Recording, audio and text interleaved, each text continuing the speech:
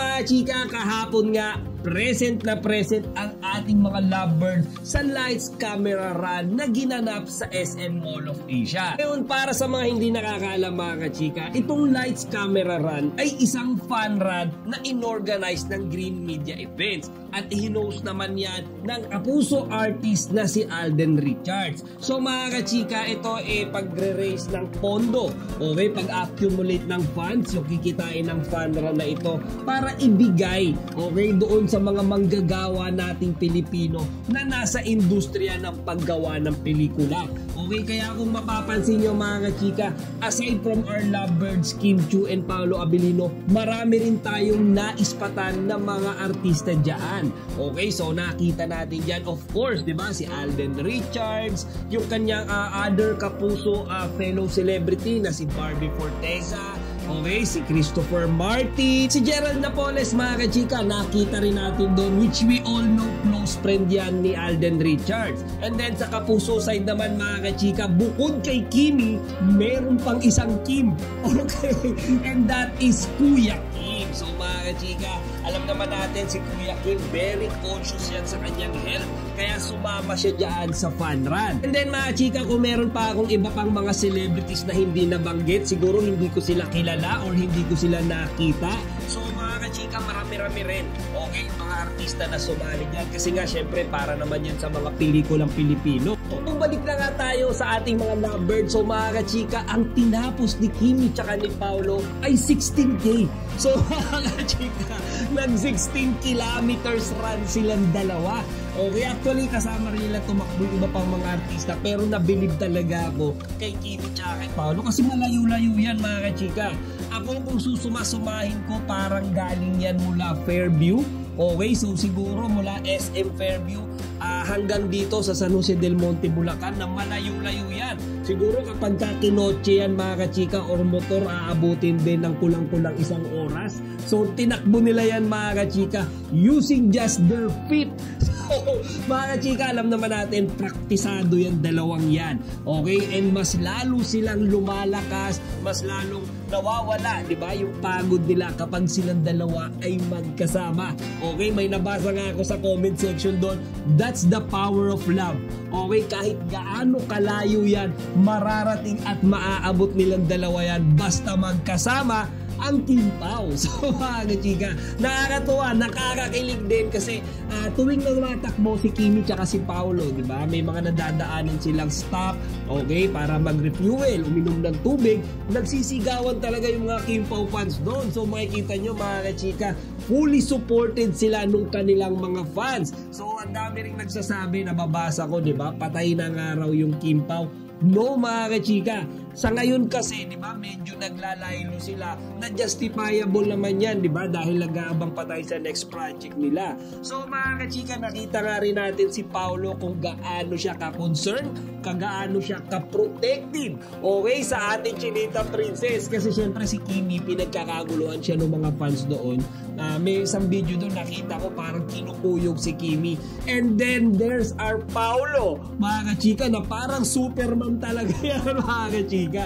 Kumbaga halos inuunat niya yung kamay niya, di ba, para protektahan si Kimi, para hindi siya mabangga o ma-hurt physically ng mga fans na gustong-gusto siyang makausap or mahawakan. Actually, meron nga rin isang part doon sa video mga kachika, inakbayan niya na mga kachika, para talagang mag-boyfriend-girlfriend, di ba? Talagang mag-gusawa. Or sabi nga nila, jowa tundet na talaga silang dalawa. Diba? So, kitang-kita naman natin mga chika kung gaano ka-concern at caring si Paolo sa ating Chinita Princess. So, mga chika, bukod sa mga fellow celebrities, namataan din natin dyan yung iba't ibang mga kasamahan, okay, ng Kim Pao sa The Grind Method, di ba? Samahan nila ng mga health conscious din, mga kasamahan nilang nagwo-workout, nag-gym, nagbabay. So nakakatuwa silang tingnan mga kachika kasi diba usually yung mga artistang ito, including Kim Pao, nakikita lang natin sila sa harap ng camera, diba? Hindi natin sila nakikita tumatakbo sa kalsada. So dito sa lights camera run mga kachika, tuon to together. Diba? Mga celebrities, kapuso man yan o kapamilya, sama-sama sila mga kachika para sa isang layunin. Okay? At iyon ay makapag-raise, makapag-accumulate ng funds para sa mga manggagawang Pilipino sa industriya, okay, ng paggawa ng pelikula. So, kudos din to mga kachika kay Alden Richards and then doon sa mga fellow celebrities niya na sumuporta, okay, dito sa layunin nilang ito. Ang dami nilang napasaya mga kachika. Isipin nyo unang-una, napasaya nila yung mga manggagawa. Okay, so syempre, nagkakaroon sila ng parang ayuda doon diba? So mga manggagawa, napasaya nila. Tayong mga Kim Pao fans, talagang napasaya nila dahil nandoon ang Kim Pao Okay, and then lastly mga kachika, silang lahat na nag-participate doon, masaya rin. Diba? So mga kachika, win-win lahat yan. Okay, kaya napakaganda nung idea na ito nang ginawa nila, lights, camera, run. Kahit isang araw lang, kahit papano relax sila at kinalimutan muna yung trabaho. Okay, so mga chika, nakita nga rin natin natapos ni Kimi tsaka ni Paolo yung 16K. Okay, meron nga ako nakita isang video doon, si Paolo talagang parang hinihingal siya, diba? Mapapagod siya nung natapos niya yung 16K. Kasi mga chika, sa totoo lang, hindi biro yung layo niyan, diba? Kumbaga yung distance na yan mga chika, hindi kayang gawin yan ng isang average person. Okay, ako nga mga chika, personally 4 to 5 kilometers run, hapong-hapon na ako. Okay, kapag nagja-jogging ako, umuwi na ako 3 to 4 to 5 kilometers pala. So imagine, halos 9 score pa nila yan, diba? Expected na naman yan mga chika, kasi alam naman natin lahat na talagang silang dalawa ni Kimi are physically active. So mga chika, another Kim Pao update naman tayo. Actually, this happened last Saturday, okay, sa 8 Showtime, kung saan nakita natin si Kimi na nalungkot at naging emosyonal. Actually mga kachika, Kimi has already moved on, okay, dito sa pangyayaring ito sa kanyang buhay. Diba? Nung Mother's Day kasi mga kachika, na pag-usapan nila sa 8 Showtime yung mami ni Kimi. Okay, nagbigay ng advice dyan si Kimi tungkol doon sa mga anak. Okay, nabuhay pa yung magulang kasi si Kimi pala mga kachika, maybe yung kanya ring mga kapatid has some personal issues, okay, with their mother, to the point na ayaw na silang makitang magkakapatid nung sarili nilang ina. Okay, as we all know mga kachika, medyo magulo, okay, yung kanilang family kasi diba yung papa ni Kimi nagkaroon niya ng ibang family, pero Kimi has already moved on, diba? Silang mga kapatid, sobrang close sila, pareho man sila ng nanay or hindi, goods na good si Kimi doon. So mga kachika, ang nangyari pala dyan, diba, bata pa si Kimi nung nakita niya yung mama niya, and then yung next na pagkikita nila after so many years mga kachika, yung mama ni Kimi nasa ospital na at comatose na. Okay, that's why Kimi was really hurt at hindi niya napigilang maging emosyonal, okay, kahit siya ay nasa harap ng camera. Alam naman natin mga kachika, si Kimi pagdating sa family, yan yung priority niya sa buhay, di ba? Nagtatrabaho siya everyday, ginagawa niya yung best niya para sa pamilya niya, okay, para sa papa niya, para sa mga kapatid niya, and even her relatives. Okay, kaya alam natin kung gaano ka-hurt sa kanya kung yung sarili niyang ina mismo mga kachika yung umiiwas sa kanya. Pero dahil nga naka-move on na si Kimi mga kachika sa pangyayaring iyan sa kanyang buhay, nagbigay na lamang siya ng advice instead doon sa mga tao buhay pa yung kanilang parents. Diba? Kumbaga, there's still time para i-express mo kung gaano mo kamahal yung mga magulang mo.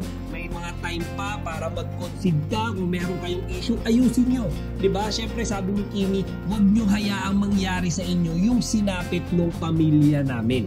Diba? So, nakakatuwa yan mga kachika, and we expect nothing less from our Chinita Princess. And lastly mga chika, before we completely end this video, meron na naman bagong event na pupuntahan ang ating mga iniidolo na Kim Pao, and that is on May 17. So para sa mga nagtatanong anong event ba yan, mga chika, it's the Chowking Halo-Halo Land, okay, nagaganapin sa SM Mall of Asia. Kasi alam naman nating lahat mga kachika that Kimi and Paolo are the two main brand ambassadors of Chowking at this point in time, di ba? Si Kimi actually matagal na niya nang ini-endorse ang Chowking. But Paolo mga kachika, actually just a few months ago, di ba? Sinama na siya ng Chowking para syempre hindi na nag-iisa si Kimi. Okay, sa pag-i-endorse ng halo-halo. So nakakatawa mga chika. And of course, yung mga Kim Pao fans dyan, aabangan natin yan on May 17. Patunayan natin na hindi papatay ang Kim Pao. Okay? Patunayan natin na yung mga Kim Pao fans are still here supporting them kahit may project man sila or wala. Nandito tayo mga kachika para alalayan at suportahan ng ating mga iniidolo. Viral ngayon ang isang video mula sa isang fan run na inorganisa ni Alden Richard kung saan makikita si Kim Chiu na binubuntutan ng isang lalaking marathoner. Habang tumatakbo, napansin ni Paolo Abilino ang lalaki at sinita ito. Saka inilipat si Kim sa kanyang tabi upang maprotektahan siya. Ang video ay umani ng iba't ibang reaksyon mula sa mga netizen na karamihan ay na-appreciate ang pagiging protective ni Paolo kay Kim. Si Kim Chiu at Paolo Abilino ay kilala bilang tambalan na tinatawag na Kim Pao. Madalas silang nakikita na magkasama sa mga public event tulad ng kanilang mga pagja-jogging session sa Dubai na ikinatuwa ng kanilang mga fans. Ayon sa Philippine Daily Inquirer, ang kanilang shared passion for fitness ay nagpatibay sa kanilang samahan at natural lamang na gawin nila ito nang magkasama, lalo na nagtatrabaho sila sa kanilang third project bilang on-screen partner. Samantala si Alden Richard ay nasagawa ng fan run na tinatawag na Lights Camera Run, takbo para sa pelikulang Pilipino na layunin magtaguyod ng kamaradere at suporta para sa industriya ng pelikulang Pilipino. Ang event ay ginanap noong May 11 sa Mall of Asia at bukas sa publiko. Ang insidente sa fan run ay nagbigay daan sa mas maraming fans na magpahayag ng kanilang suporta at paghanga sa Kim Pao tandem na patuloy na nagbibigay kilig at inspiration sa kanilang mga tagahanga. Ang insidenteng ito ay nagpapakita ng pagiging protective ni Paolo Abilino kay Kim Chiu na ikinatuwa ng kanilang mga tagahanga. Ang kanyang mabilis na aksyon upang ilayo si Kim mula sa hindi kilalang lalaki ay nagpatibay sa imahe ng kanilang magandang samahan. Bagamat ang mga netizen ay nagbigay ng iba't ibang reaksyon, karamihan ay nagpahayag ng paghanga sa pagiging maalaga ni Paolo Abilino. Sa kabila ng mga intriga at haka-haka tungkol sa kanilang relasyon, ang kanilang pagiging totoo at suporta sa isa't isa ay patuloy na nagbibigay inspiration sa kanilang mga tagahanga. Ang insidenteng ito ay isang magandang halimbawa ng pagiging maalaga at protektibo sa mga mahal sa buhay.